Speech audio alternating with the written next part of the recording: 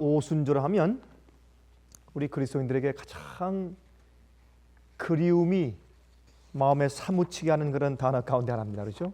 오순절 성령. 여러분, 오순절은 요제절로부터 시작해서 50제일 되는 날을 가리켜서 오순절이라고 부릅니다. 그렇죠? 유월절은 예수님께서 십자가에 돌아가시는 날이었습니다. 그래서 유월절은 사실은 이 무교절 절기의 바로 그 전날이었습니다. 예수님께서 십자가에 돌아가시고 나서 그 이튿날부터 무교절이 사실 시작됩니다. 일주일 동안. 그때는 누룩을 넣지 않는 떡을 구워서 먹었습니다. 누룩은 성경에서 두 가지를 상징하죠. 한편은 죄를 상징하고 또 한편은 성령을 상징합니다. 그래서 예수님께서 우리 생애에서 모든 죄를 종식시키시는 하나님의 어린 양이 되셨기 때문에 누룩을 넣지 않는 떡을 먹는 일주일 동안의 무교절을 지킨 것입니다. 그래서 6월절 날 세상 죄를 지고 가는 하나님의 어린 양이 되신 다음에 그 다음부터 우리가 사실은 죄의 사함을 받았습니다. 죄의 용서함이 가능해졌고 죄를 그치는 일이 우리에게 가능해졌습니다. 그래서 그때부터 사실은 이 누룩 없는 떡을 먹는 무교절이 시작되죠. 그런데 그때부터 해서 6월절 날 예수님의 십자가에 돌아가신 것을 상징하는 그 6월절 날부터 시작해서 3일째 되는 날이 바로 요제절입니다. 그것은 예수님께서 이제 무덤에서 부활하신 것을 상징하지 않습니까? 그래서 그 요제절은 보리의 첫 이삭을 성소를 향해서 바쳤습니다. 보리. 무교절 날 바치는 첫 열매의 요제절의 첫 열매의 그 이삭은 보리였습니다. 그 당시 이제 보리를 추수하는 그런 시기이기 때문에. 그런데 그 요제절을 바치는 그때부터 시작해서 50일째 되는 날이 바로 오순절이었습니다. 그러므로 예수님께서 십자가에 돌아가신 다음에 3일 만에 부활하셨을 때 그 부활하신 날부터 50일째 되는 그 날 하늘 위로부터 성령께서 이 땅 위에 쏟아 부어짐을 받았습니다. 그때 120명이 마가의 다락방에 있었다고 그렇게 성경은 말하고 있습니다.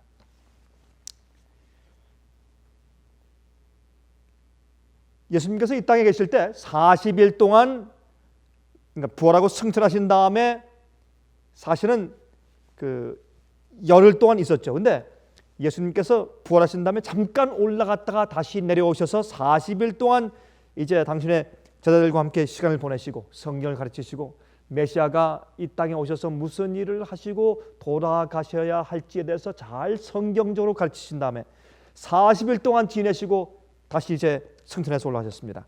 그 다음에 열흘 동안 준비하신 다음에 50일째 되는 날 성령을 이 땅에 이제 내리셨죠. 그것은 예수님께서 하늘에서 이제 성소에서 중보자로 대제사장으로 취임식을 하시고 이제 이 인간들의 중보자로 역사하시는 그 일을 시작하시는 것을 상징하는 것을 우리가 잘 알고 있습니다. 그런데 이 오순절은 바로 그 요제절부터 50일째 되는 날인데 밀의 추수의 시작이었습니다.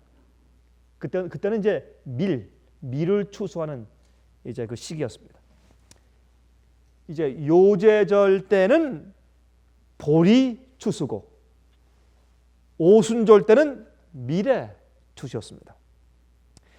여러분, 이 밀의 추수를 위해서 첫 열매를 바칠 때 그때 첫 열매 드릴 때 이제 단을 묶어 가지고 이제 드리지 않습니까? 단을 제일 잘 익은 제일 극상품, 제일 먼저 익은 첫 열매를 거두다가 대제사장이 지성소를 향해서 이제 첫 열매 드리는 것입니다. 위아래로 흔들었습니다. 이렇게 흔들었습니다. 메시아가 위에서부터 이 땅으로 내려오셨습니다. 또 다시 올라가셨습니다. 그걸 상징하죠. 또 동시에 하나님께서 우리에게 축복을 하늘에서 내려주셨습니다. 그래서 우리가 하늘로 주님께 감사함을 돌립니다. 이제 그런 것을 상징하는 것이죠. 그런데 흥미있는 것은 말이죠. 이 오순절 날 드리는 첫 열매는 밀 이삭 한 단이 아니고 밀로 만든 떡 두 덩이였습니다. 이것은 참 흥미있는 그런 의미 우리에게 주지 않을 수가 없습니다. 레위기 23장을 좀 보시겠습니까? 레위기 23장. 레위기 23장 15절부터 17절까지 보십시오. 레위기 23장 15절부터 17절까지 다음과 같이 말씀드리겠습니다. 안식일 이튿날 곧 너희가 요제로 단을 가져온 날부터 세어서 어떻게 해요? 7 안식일의 수요를 채우고 77 얼마요? 49일. 그 다음에 그 이튿날이죠. 7 안식일의 수요를 채우고 제7 안식일 이튿날까지 합 50일을 계수하여 새 소제를 여호와께 드리되 너희 처소에서 에바 10분 2로 만든 떡 몇 개를요? 2개를 가져다가 흔들지니 이는 고운 가루에 누룩을 넣어서 구운 것이요 이는 첫 요제로 여호와께 드리는 것이며 그랬습니다. 이것이 바로 오순절의 첫 열매입니다. 무교절의 첫 열매는 요제절날 드리는 첫 보리 단 이삭 한 단이었습니다. 그러나 오순절날 드리는 것은 떡 2덩이였습니다. 이때는 누룩을 넣은 떡을 만들라고 했습니다. 그것은 처음에는 우리 생에서 죄를 정리하시고 죄를 해결하시는 예수님의 죽음을 상징하는 것이었지만 이번엔 그 죽음의 예수 그리스도의 거룩한 희생을 믿는 신자들 마음 가운데 누룩을 상징하는 성령을 부어주시는 것을 상징하고 있어요. 누룩은 퍼지는 거 아니겠습니까? 죄도 퍼지지만 성령도 퍼집니다. 죄가 힘인 것처럼 성령도 힘입니다. 로마서 5장에 말씀하기를 어떻게 해요? 죄가 우리 속에서 왕노릇한 것처럼 은혜도 우리 속에서 어떻게 해요? 왕노릇한다고 설명하고 있는 것입니다. 그리고 성령도 지배하는 능력이 있는 것입니다. 죄도 퍼지는 힘이 있지만 성령도 우리 속에 들어와서 우리 속에 배어들어서 퍼지게 하는 것입니다. 우리를 변화시킵니다. 그렇게 해서 여기 이제 떡 2개를 드리라고 말씀드리겠습니다. 이 떡 2개는 유대인과 이방인을 상징하죠. 그렇죠? 유대인들의 남아있는 유대인들이 나가서 복음을 전파하니까 이방인들이 들어왔습니다. 그래서 참된 남아있는 유대인들과 또 참된 이방인들이 합쳐져서 초대교회를 만듭니다. 그것이 오순절의 첫 열매인 것을 우리가 알 수 있습니다. 그런데 여러분 그 당시 말이죠. 유대인들의 절기 가운데서 이 오순절 때에 이 강나라에 흩어져 있던 유대인들이 가장 많이 모여왔다고 합니다. 그 이유는 그 당시에 이 오순절을 지키는 그 절기 그 시기가 여행하기에 가장 알맞는 시기였습니다. 춥지도 않고 덥지도 않고 가장 적당한 시기였습니다. 폭풍들도 없고 그 당시에 이제 여행할 때 배로 여행을 많이 하는데 사람들이 여행 올 때 폭풍이 별로 없고 가장 여행하기에 적당하고 온화한 기후를 가진 바로 오순절날 흩어져 있는 유대인들이 가장 예루살렘에 많이 모여왔다는 것입니다. 그 흩어져 있는 유대인들을 디아스포라라고 불렀습니다. 디아스포라. 이 디아스포라들이 각 나라에 흩어져 있다가 이제 오순절날 되면 제일 많이 예루살렘에 모였습니다. 그때 하나님께서 성령을 부으셔서 그때 이 세상에 복음 전파하는 제일 첫 번째 시발점을 시작하시는 것을 우리가 볼 수가 있습니다. 우리 사도행전 2장을 펴십시다. 사도행전 2장 1절부터 8절까지 한번 읽어보도록 하십니다. 사도행전 2장 1절부터 8절까지입니다.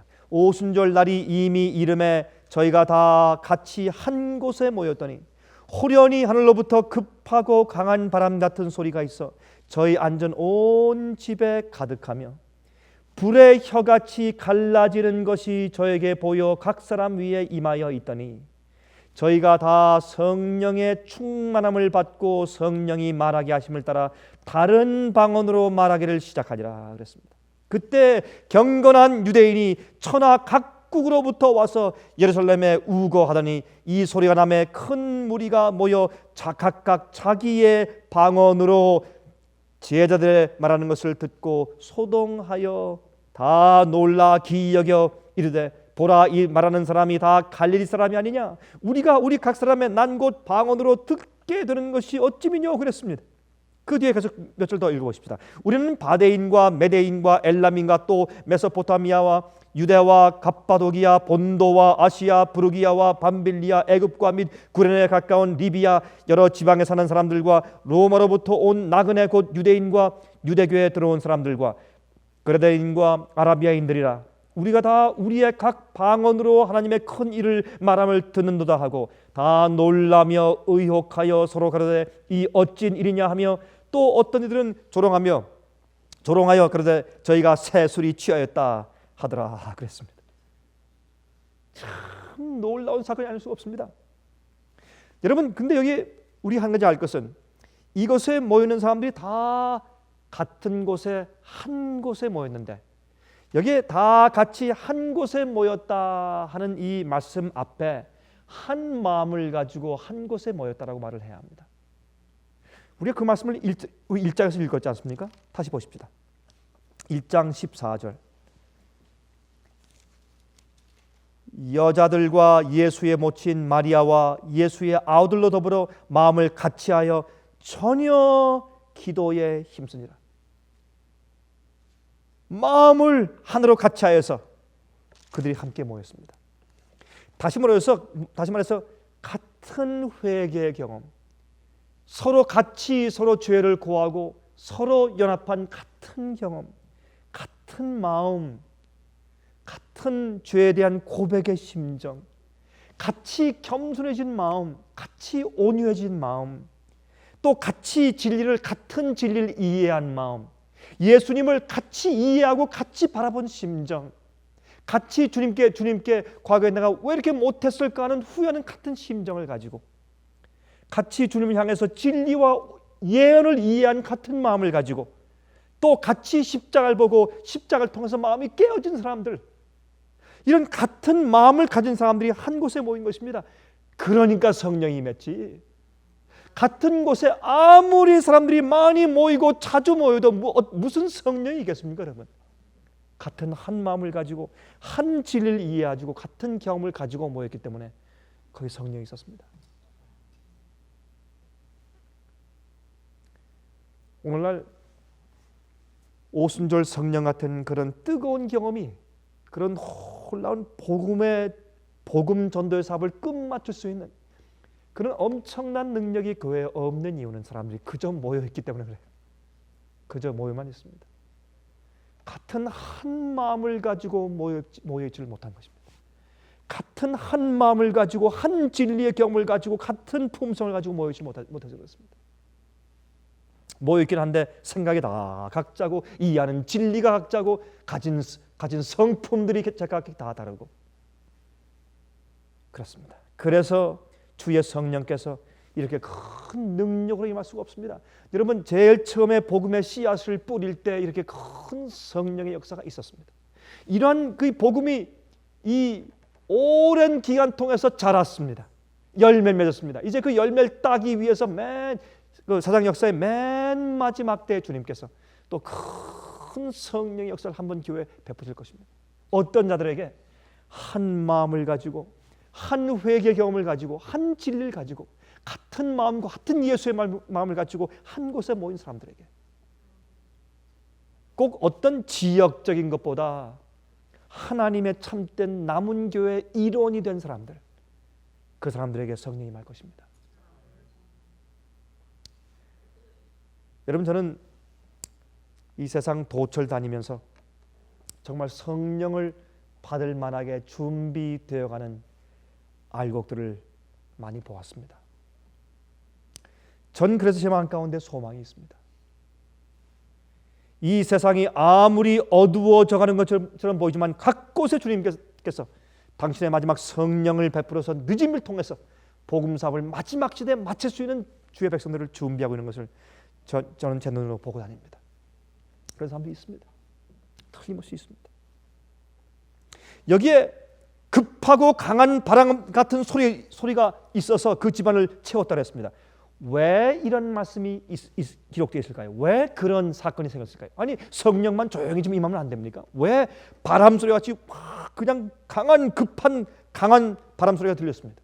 여러분, 그것은 여기에 있는 이 헬라 말 단어는 사람의 호흡, 이 호흡을 후 부을 때, 후할 때 나오는 그런 숨소리 같은 그런 뜻으로 이해될 수도 있는 그런 단어입니다. 이게 무슨 뜻입니까? 예수님께서 이제 부활하신 다음에 당신의 이제 무서워서 모여 있는 그 제자들에게 오셔서 어떻게 했습니까? 예수님께서 숨을 후 내쉬면서 성령을 받으라 그랬습니다. 그렇죠? 그것은 예수님께서 이제 앞으로 오순절날 그들에게 성령을 크게 부어 주실 것에 대한 예표였습니다. 성령을 받으라. 그것은 하나님의 입기운입니다. 주님의 성품을 호흡하는 것입니다. 하나님의 진리를 호흡하고 주님의 마음을 호흡하는 것입니다. 성령을 호흡하는 것입니다. 하나님의 분위기를 호흡하는 것입니다. 이것은 하나님의 입기운이, 하나님의 능력이 그들에게 실제로 부어진 바 되는 것을 상징하는 것입니다. 또 그들에게, 여러분, 그들은 지금 나가서 세상을 향해서 십자가에 돌아가시고 부활하시고 승천하신 예수님에 대해서 가르쳐줘야 합니다. 이 예수를 믿지 않으면 구원이 없습니다. 예수의 이름 위에 구원받을 만한 이름이 없다는 것입니다. 그래서 이 놀라운 복음을, 세상 전체에 복음을 나가서 전파해야 될 이 사람들이 얼마나 큰 증거가 필요하겠습니까? 큰 증거가 필요해. 지금 이들 마음 가운데 흔들리지 않고 요동할 수 없는 주님께서 그들을 택하셨다고 하는 엄청난 증거가 필요했습니다. 그래서 하나님께서 그들에게 눈에 보이고 귀에 들을 수 있는, 피부에 느낄 수 있는 급하고 강한 바람이 막 몰려와서 집안을 가득 채우고 정말 이 휘몰아치는 것 같은 그런 불의를 느끼게 주님께서 그런 강력한 증거를 주신 것입니다. 소리가 들렸습니다. 느꼈습니다. 그리고 또 무엇을 보았습니까? 예? 불의 혀 같은 불꽃이 하늘에서 내려오면서 말입니다. 이 지붕을 뚫고 내려와서 천장 정도에서 그것이 이제 분열돼서 반 120개로 분열돼서 내려와서 기도하는 사람들 머리 위에 이 조그만 조각씩 이 혀 같은 그런 모양으로 불이 내려와서 각 사람의 머리 위에 지금 올라와 있는 겁니다. 내려와서 지금 머물러 있는 겁니다. 좀 상상해 보십시오. 그들이 급하고 강한 바람 소리를 들었죠. 바람이 휘몰아치는 것 같은 것을 자기 피부에 느꼈죠. 눈으로 보죠. 엄청난 증거가 있는 것입니다. 그러면서 그들에게 성령이 충만한 것입니다. 여러분, 우리가 성령을 받을 때 항상 이런 식으로 가시적으로 현시적인 현상으로 받는 것은 아닙니다. 이 당시에 그들에게 확증을 주고 그들에게 용기와 담력을 주시기 위해서 이렇게 눈에 보이고 귀에 들을 수 있고 또한 느낄 수 있는 그러한 성령을 주시는 방법을 주님께서 택하신 것입니다. 그들이 확실히 알 수 있게, 분명히 그들이 주님께서 우리를 택하셔서 우리에게 능력을 베푸신다는 것을 느낄 수 있게 주님께서 눈에 보이게 성령을 그들에게 주신 것입니다.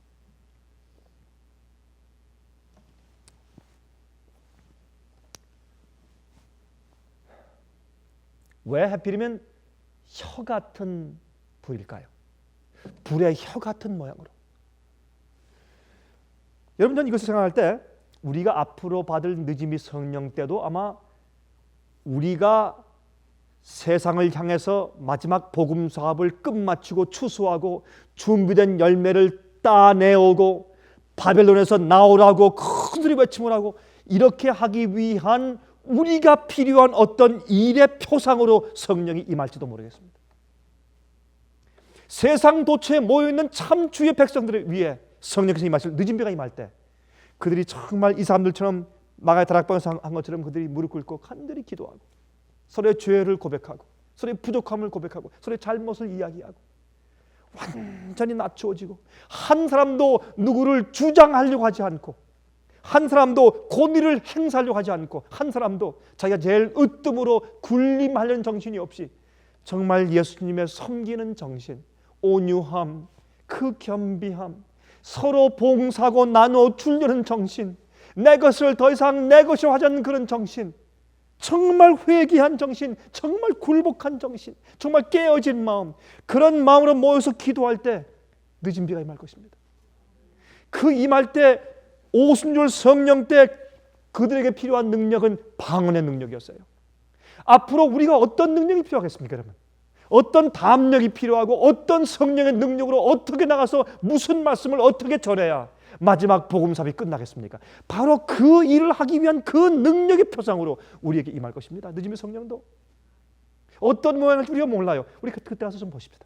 어떤 모양으로 어떻게 성령이 가시적으로 우리의 귀에 들을 수 있게 눈에 볼 수 있게 임하시는지.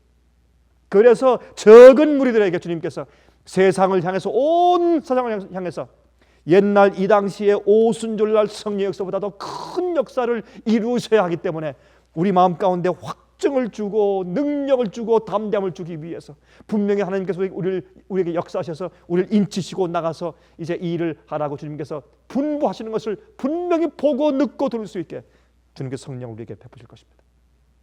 이 땅에 흩어지는 많은 준비된 무리들 교회들에게 성령이 부어지게 될 것입니다. 얼마나 놀라운 일입니까? 이것이 우리의 소망이에요. 이것이 소망입니다. 이렇게 해서 현대 진리가, 이렇게 해서 마지막 진리가 세상에 전파되고 심판이 끝나고 인침이 끝나고 예수께서 오실 것입니다. 옛날에 예수님의 예수님께 십자가에 돌아가신 다음에 그 다음에 어떻게 해요? 그럼 끝나면 되죠. 돌아가셨는데, 그러나 하나님이 이 땅에 오셔서 인간들의 죄를 위해서 그 엄청난 희생을 치르시고 십자가에 돌아가셨지만은 그 일을 전파하는 인간들이 필요했어요. 사람이 필요했어요. 마찬가지입니다. 주님께서 복음사업을 다 이뤄 놓으시고 마지막 요한계시록의 이 마지막 예언들을 다 이룰 준비를 다 해 놓으시고 천사들의 역사가 다 있고 모든 것을 다 준비하셨더라도 마지막 이 영원한 복음, 마지막 정말 진리를 세상에 전파할 사람들이 필요한 것입니다. 그래서 그들을 택하시고 주님께서 성령을 베푸시는 겁니다. 여러분, 그 당시에 이 초대교회 당시엔 말이죠, 유대교에서 출교당한 사람들 12제자와 또 거기 같이 있는 약 한 120명 정도, 수백만 유대교회에서 말이죠, 남은 한 120명 정도 그 사람들 말이죠. 나중에 이제 말씀을 전했을 때 수천 명이 회개해서 돌아오긴 했지만 그러나 전체 인구에 비해서 너무나 적은 숫자였습니다. 주님께서 그들을 통해서 온 세상을 향해서 복음을 전하기 위해서 주님께서 계획하신 것입니다. 그때 그들이 온 이젠 유대인들만 뿐만이 아니라 사마리아 사람들뿐만 아니라 온 세상을 향해서 이제 도전하기 위해서 그들에게 필요한 것은 언어 장벽의 문제를 넘어야만 했습니다. 그래서 성령이 임했을 때 방언의 은사가 임한 겁니다.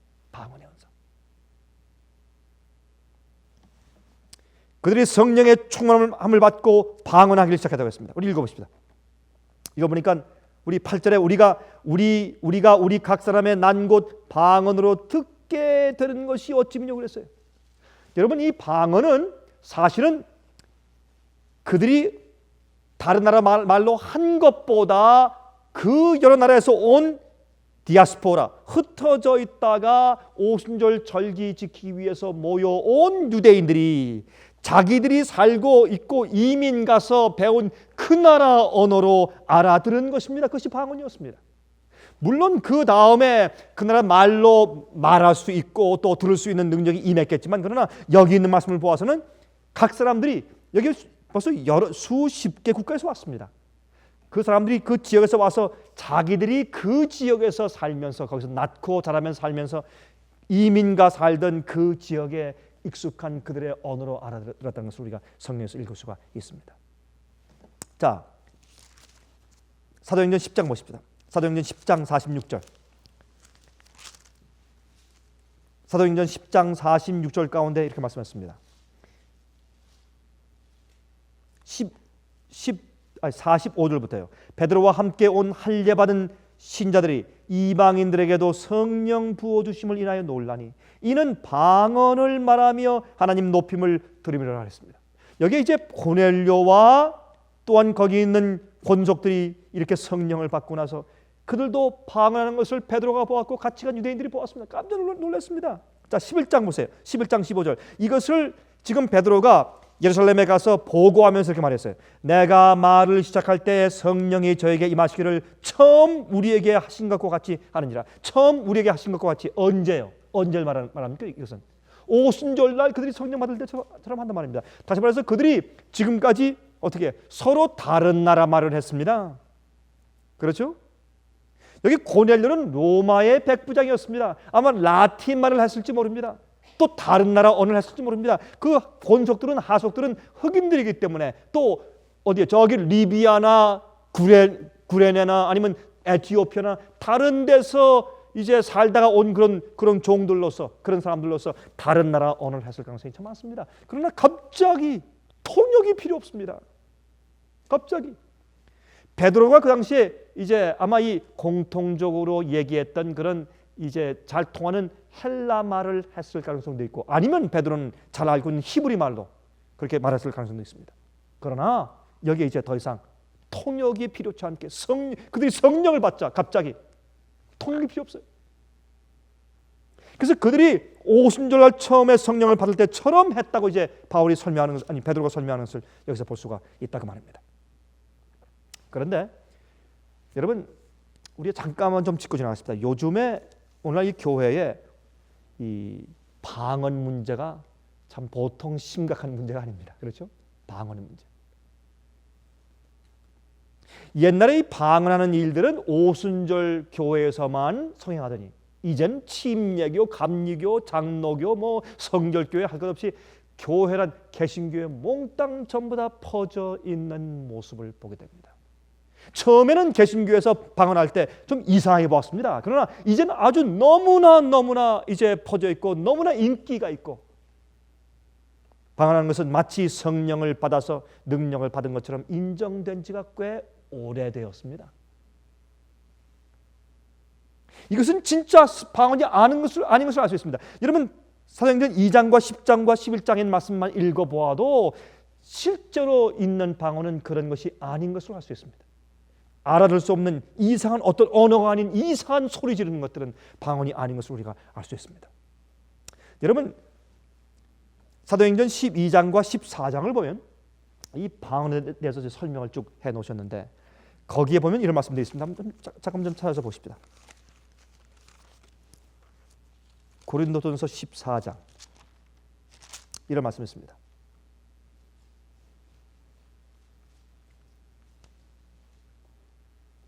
14장 4절 방언을 말하는 자는 자기의 덕을 세우고 예언하는 자는 교회의 덕을 세우나니 그랬습니다.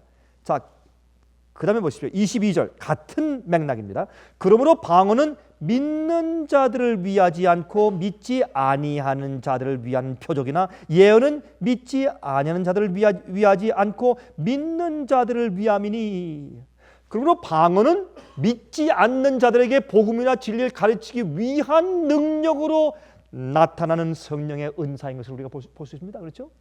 분명하죠? 23절 그러므로 온 교회가 함께 모여 다 방언으로 말하면 무식한 자들이나 믿지 아니하는 자들이 들어와서 너희를 미쳤다 하지 않겠느냐 그랬어요.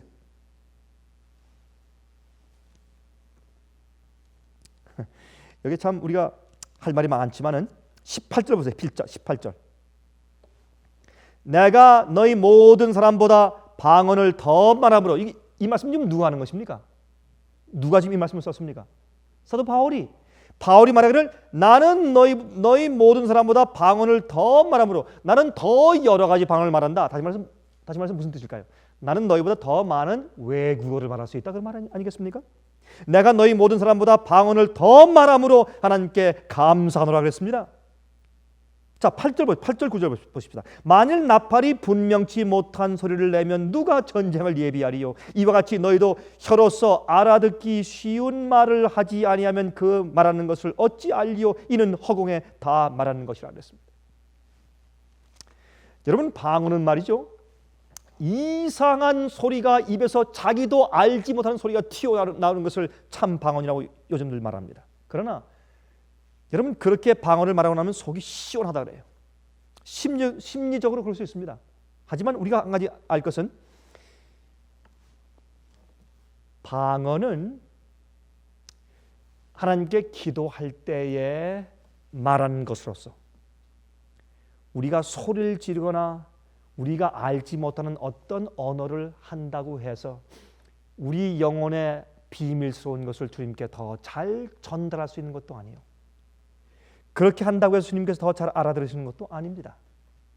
방언은 성령께서 복음을 전하기 위해서 특별히 오순절날 그 당시에 필요한 은사로 주신 것임을 우리가 여기서 우리 사도행전 2장과 3장에서 계속 볼 수 있는 것입니다.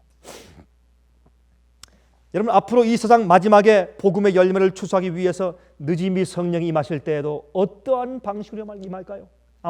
아마 이 초대교회의 오순절날 임한 것 같은 그런 비슷한 종류의 어떤 은사가 임할 것입니다.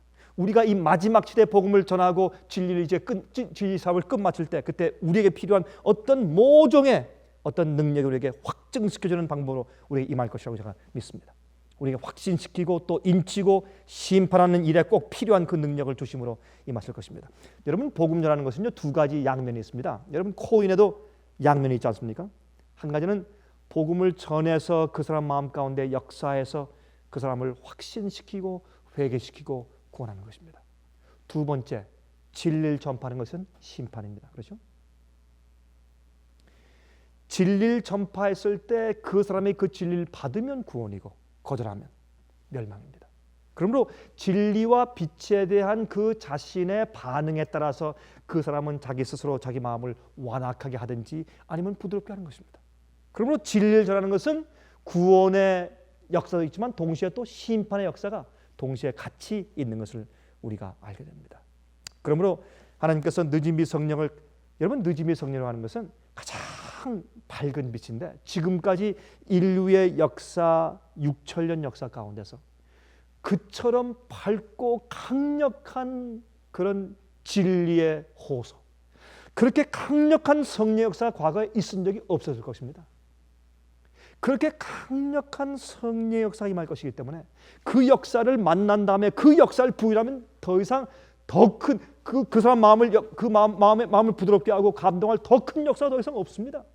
그렇게 강력한 역사와 더 강력한 환한 빛이 더 이상 있을 수가 없습니다. 그것이 늦음이 성령이고 그것이 마지막 교회를 통해서 세상을 향해서 나갈 성령의 은사인 것입니다. 그러므로 이 일은 주님께서 함부로 하실 수가 없습니다. 이 늦음이 성령 역사가 지나가면 세상의 은혜 시간이 끝나버립니다. 각 개인들에서 은혜 시간이 끝나버리기 때문에 이건 참 두려운 일인 것입니다. 그래서 여러분께서 보시지만 여기에 이 오순절 성령 받고 나가서 전파할 때 뭐가 끝납니까? 은혜 시간이 끝납니다. 은혜 시간이. 이 말씀을 들은 사람들 가운데서 더 분노하고 마음이 더 완악해져서 더 핍박해서 그들이 구원 영원히 잃어버린 바 된 것을 그들의 반응을 통해서 드러냈습니다. 어떤 사람들은 회개했습니다. 진리를 받았습니다. 그래서 유대교회가 버림을 당하고 그것이 사마리아로 갑니다. 또 사마리아 지방을 지난 다음에 그것이 이제 어떻게 해요? 세상을 향해서 나가는 것을 알 수가 있습니다. 여러분, 여기서 보면 베드로가 성령을 받은 후에 한 일은 무엇입니까? 무슨 일을 했습니까? 여러분, 오늘날 성령을 받았다고 해서 얼마나 이상한 일들이 교회에 많이 있습니까? 여기에 가만히 우리가 사도행전을 가만히 읽어보면 베드로가 성령을 받은 다음에, 아니 120명의 성령을 받은 다음에 그들이 무엇을 했는가? 여기 잘 나와요. 그들이 성령을 받은 다음에 한 일은 사람들이 오해하고 있는 성경 진리를 능력 있게 설명해 주는 일을 했어요. 그것이 성령을 받고 하는 일이었습니다. 사람들이 오해하고 있는 성경 진리를 능력 있게 설명하고 설교하는 일이 성령을 받은 증거였어요. 오늘날 성령 받은 사람들의 증거는 이것이 아니에요. 오늘날 교회는 성령을 어떤 이상한, 개인적으로 어떤 이상한 능력을 주는 어떤 그런 매개체로 생각합니다. 여러분, 베드로는 성령을 받은 다음에 구원의 도리를 성경적으로 설명하고 회개하기를 촉구했어요. 그것이 성령을 받은 증거예요. 우리가 성령에 충만하면 다른 사람들 마음 가운데 그들이 더 이상, 그들이 정말 진리를 사모하고 정말 진리에 마음을 둘 수 있는 그런 여지가 조금이라도 남아있는 사람은, 희망이 있는 사람은 그 성령의 간곡한 호소를 듣고 나서 거절할 수가 없어요. 강력한 은혜예요. 여러분, 소리를 지른다고 해서 되는 것이 아니죠. 그 음성과 그 확실함과 그 담대함과 또 그 말씀의 분명함과 더듬지 않음과, 그렇죠? 여러분, 우리가 피곤할 때 또 어떤 때 좀 건강에 문제가 있을 때 우리가 말하는데 문제가 생깁니다. 혀가 둔해지고 또 머리가 어지럽고 피곤할 때 말씀이 잘 안 나옵니다. 분명히 설명이 잘 안 됩니다. 그런 경험들이 참 많이 있어요. 우리가 말하는 것은 내 머리가 얼마나 깨끗한가, 내 몸의 건강 상태가 어떠한가 하는 것과 아주 밀접한 관계가 있습니다. 전 여행을 하면서 말이죠, 전 그런 것을 많이 느낍니다. 그 마음 가운데 지금 이 말씀을 전하고 싶은 그런 욕심과 지금 이 진리와 기별은 확실히 좀 차 있는데 어떤 데 말이 안 나가요. 혀가 둔하고 피곤하고 말이죠. 능력이 안 생깁니다. 그러나 성령이 임하시면 그 사람들이 여기에 한 마음으로 모여서 같이 한 마음을 다해서 한들이 기도할 때 그들이 마음대로 먹었겠어요? 부절제했겠어요?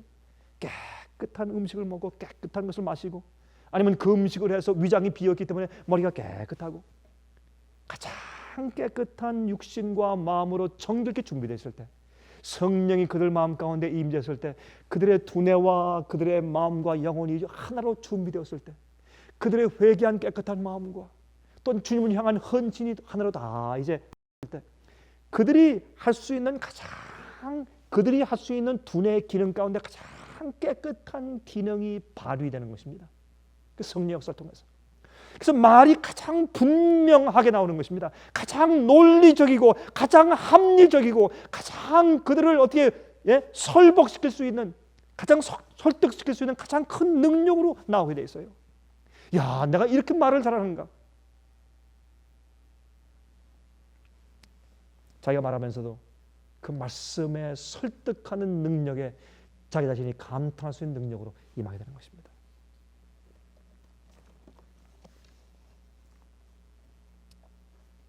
여러분, 그들은 예수님의 죽으심과 부활을 증거했어야만 됐습니다. 그것은 말이죠, 그죠? 인간적인 그런 논리가 안 됩니다. 성령의 능력과 파워가 필요했습니다.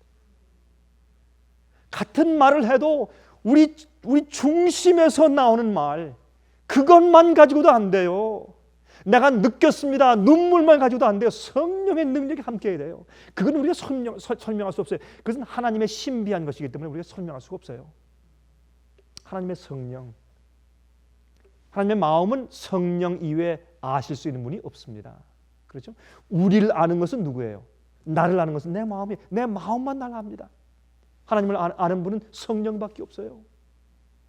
성령이 우리 마음 가운데 임하시면 그건 무슨 말이냐?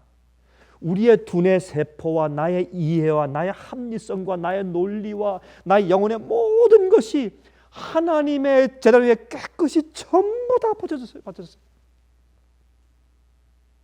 내 마음 가운데 교만이 없습니다. 자만심도 없어요. 성령이 아무리 크게 부어졌어도 그 성령의 단 1%도 내 자신의 인기와 날 위해 사용할 만한 그런 성질이 내 마음 가운데 전혀 없어요. 그런 자에게 성령이 임하시는 거예요. 그런 자에게 전혀 자기가 없습니다. 예수님의 품성이 그러했기 때문에, 아버지의 영광만을 위해 사셨기 때문에 예수님은 항상 이 땅에 사실 때 33년 반 동안 성령이 충만했습니다. 특별히 여러분, 요단강에서 침례 받고 나오셨을 때 성령이 그 위에 충만히 부어진 바 되었다고 말했어요. 그래서 예수님은 그리스도입니다. 메시아. 그것은 무엇입니까? 기름 부음을 받은 자. 그게 무슨 뜻이에요? 기름이 뭡니까? 성경에서 성령 아니에요? 성령 기름을 부음 받은 자예요. 그 일을, 하나님의 메시아의 일을 하기 위해서 우리 인간들에게 거룩한 아버지의 계명을 지키는 것이 무엇인지 생애로 보여줄 수 있기 위해서, 우리 인간의 죄를 대속하기 위해서 십자가에 돌아갈 수 있기 위해서 아버지의 뜻대로 온전히 살 수 있는 품성이 전적으로 준비된 예수님 속에 성령이 가득하게 부어져서 예수님은 성령으로 충만한 자였어요. 그러므로 오순절 성령 받은 자들은 예수의 마음을 가지고 있었습니다. 그들의 회개와 그들의 마음을 비운 것과 그들의 헌신은 예수님 것과 같은 흡사한 것들이었습니다. 그래서 성령이 임했습니다. 성령은 아무에게나 임하는 것이 아닙니다. 오늘날 가짜 성령들이 교회를 판치고 있는 것은 그들의 생활이 엉망이고 그들이 교만하고 말이죠. 그들이 교회에서 성령을 받아서 방언하지만 밖에 나가서 마음대로 싸우고 마음대로 경제하고 마음대로 먹고 마음대로 사는데, 여러분, 제가 한 분은 말이죠, 어떤 분을 만나서 대화해보니까 그러니까 저한테 그런 얘기를 해요. 목사님, 우리 교회 가장 말썽을 많이 일으키고 싸움질하게 만들고 가장 이제 문제투성인 집사님 두 분이 있는데 그들이 우리 교회에서 이 방언을 제일 잘합니다. 제일 유창하게 해요. 교회에서 제일 말썽 부리고 제일 문제를 일으키는데 그 사람들이 교회에서 방언을 제일 유창하게 제일 잘한대요. 어떻게 하면 좋습니까? 저한테 그래요. 그들에게 성령의 은사의 그 증거는 분명히 있는데 우리가 할 말이 없습니다. 그래요. 그래서 막인 말이죠. 잘못된 사람들에게, 예수의 마음이 준비되지 않은 사람들에게, 전적으로 굴복하고 회개치 않은 사람들에게 성령을 주어서, 거짓 성령을 주어서 마치 방언의 역사와 거짓 성령의 역사를 통해서 성령을 충만히 받은 것처럼 역사케 해서 사람들로 하여금 거짓에 미혹되고 아니면 의의 표준을 땅에 떨어뜨리고 교회를 멸망케 하는 것입니다. 그러나 마지막 시대에 성령이 충만할 것입니다. 참된 백성들에게, 마지막 백성들에게. 여러분, 여기에 사도행전 2장을 보면 베드로가 요엘서의 예언의 성취를 부분적으로 성취했다고 적용을 시킵니다. 그 당시에 오순절 날, 그 당시에 이제 성취된 것을 이제 부분적으로 이제 적용을 시키는 것을 볼 수 있어요. 그런데 여기에 그 성취가 여기 보시면 2장 19절 20절에 있습니다. 또 내가 위로 하늘에서는 기사와 아래로 땅에서는 징조를 베풀리니 곧 피와 불과 영이로다 그랬습니다. 주의 크고 영원한 날이 이르기 전에 해가 변하여 어두워지고 달이 변하여 피가 되리라 하는 요엘서 2장에 있는 이 예언을 적용시킬 때 어떻게 적용시켰습니까? 그 당시 오순절 날 성취된 것으로 부분적으로 적용시킵니다. 그러나 이 사실이 사실은 재림운동 당시에 더 많이 적용되었죠. 왜요? 사실은 1800년도 중반에 있었던 재림운동 당시에 말이죠. 미국에서 큰 재림운동이 있었죠. 그 당시에 미국뿐만 아니라 온 세상에서 재림운동이 퍼져 있었습니다. 그 재림운동 할 때 사실은 해가 어두워지고 달이 피피처럼 변하고 별이 떨어지는 그런 하늘의 징조가 더 분명히 있었습니다. 그러므로 여기에 성령이 임하시는 이런 큰 역사의 운동이 사실은 이 인간 세상 역사에서 복음이 전파되고 진리가 확산되는 그런 역사의 국면마다 재적용되어 오는 것을 볼 수 있는데, 여기에 대한 이 적용이 마지막 시대 늦음이 성령이 임하실 때 크게 온전하게 적용될 것을 우리가 아는 것입니다. 이 땅에 징조가 있어요. 피와 불과 연기야. 이 땅에 있는 투쟁들과 문제와 전쟁들과 이제 그런 소용들을 말하는 것입니다. 하늘엔 또한 해와 달과 별의 징조가 있고, 이것들은 물론 예수께서 돌아가실 때 말이죠, 해가 어두워지고 지진이 있고, 그렇죠? 어두움이 있었습니다. 그러나 그것들은 상당히 국부적이었습니다. 그러나 재림 운동을 할 때는 그 징조가 해달 별의 징조와 또한 여기에 이제 요엘서 2장에 있는 징조가 좀 더 컸습니다. 그러나 마지막에 이 세상 역사의 마지막에 늦은비 성령이 부어질 그 당시에는 이 징조가 전 세계적일 것입니다. 점점 이 요엘서 2장의 이 예언이 좀 더 확실하게, 처음에 오순절날 한 몇 프로예요? 한 30%예요? 한 40%예요? 재림운동 당시에 한 60%예요? 한 70%예요? 그러면 마지막에 늦은비 성령이 임할 때 온 세상 사람들이 볼 수 있게 온 땅에 임하면서, 그때 늦은비 성령이 준비된 백성들에게 곳곳에 세상에 임해질 때, 그들이 일어나서 외칠 때 사람들이 정말 성경을 알고 깨어있는 사람이라면, 마음 가운데 정말 진리를 사모하고 어둠 가운데서 빛을 찾고 있는 진실한 백성들은 이것이 성령의 역사구나 다 눈으로 알아보고 들을 수 있도록 이런 징조가 요엘서 2장이 온 세상에 편만하게 다시 한번 이루어지게 될 것입니다. 그때 여러분과 제가 그것을 목격할 것입니다.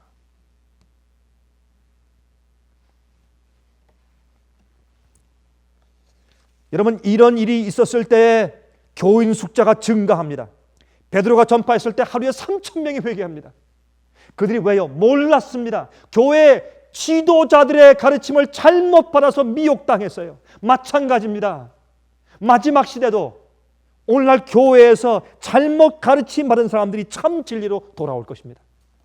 똑같은 역사가 반복되는 것입니다.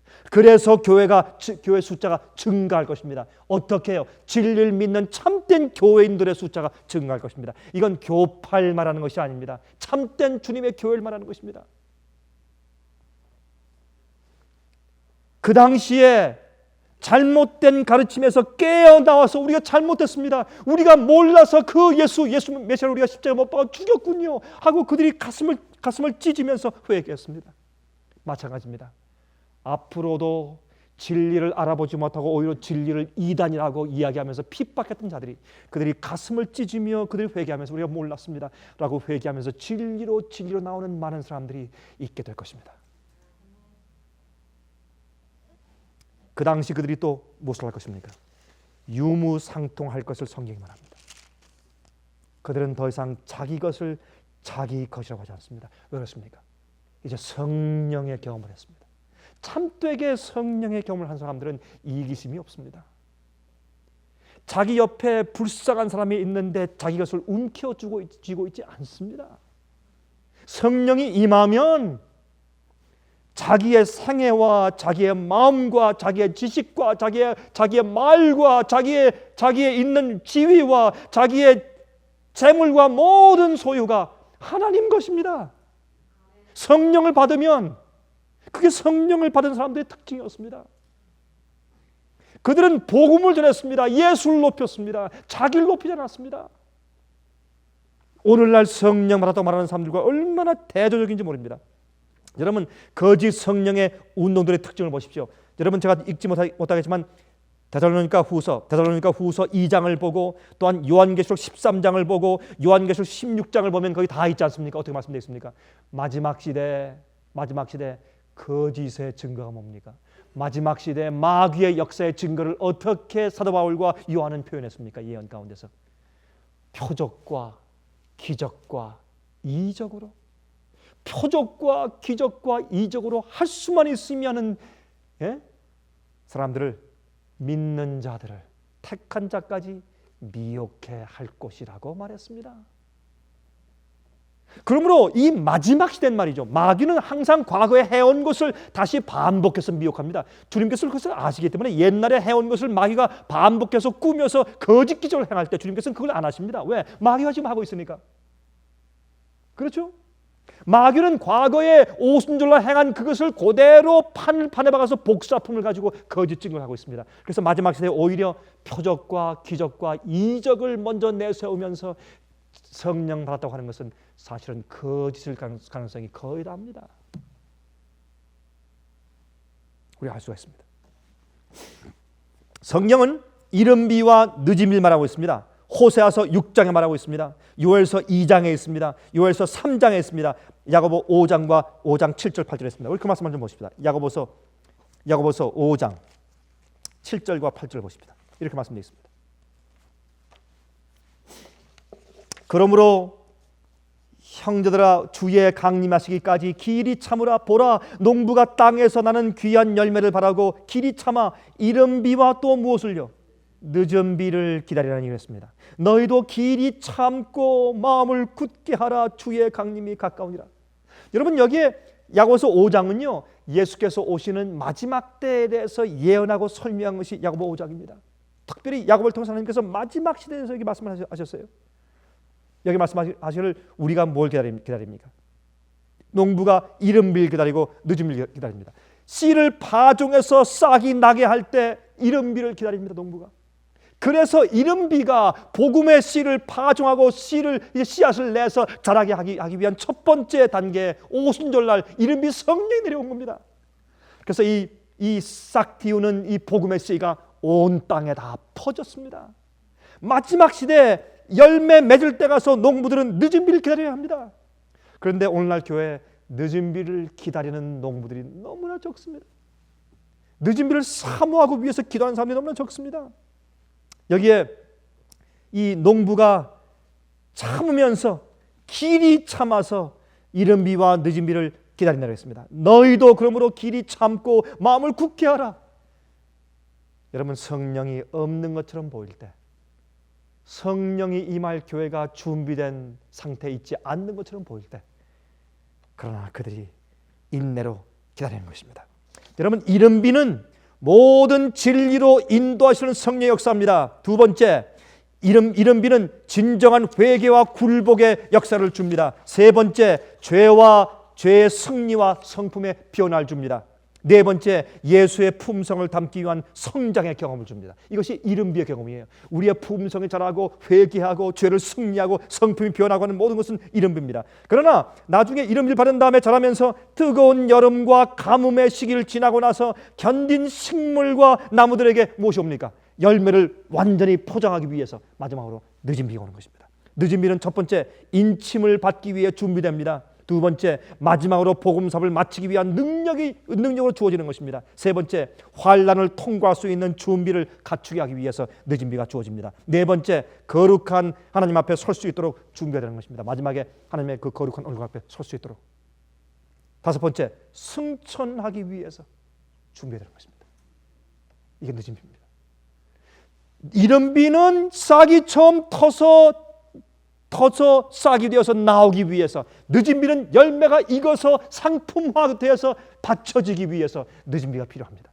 늦은 비는 인침받기에 준비되기 위해서, 두 번째, 마지막으로 복음사업을 마치기 위한 능력이 주어지기 위해서, 세 번째, 환난을 통과할 수 있는 준비를 갖추게 하기 위해서, 네 번째, 거룩한 하나님 앞에서 설 수 있는 준비를 하기 위해서, 다섯 번째, 승천할 수 있게 되기 위해서.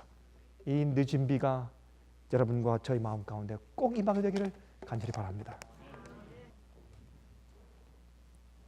하늘에 계신 우리 아버지, 옛날 오순절날 성령 받은 사람들이, 그들이 한때는 참으로 참 인간적인 안목으로 볼 때 한심한 사람들이었습니다. 준비되지 못하여 주의 마음을 아프게 했던 사람들이었습니다. 그러나 그들도 온전히 굴복하고 회개하여 성령을 충만히 받았습니다. 그리고 나가서 큰 일을 이루었습니다. 주님, 마찬가지로 참으로 할 수 없는 죄인들 속에서도 정말로 변화받고 주님이 성령을 위해서 준비된 영혼들이 세상 도처에 있는 것을 우리가 믿습니다.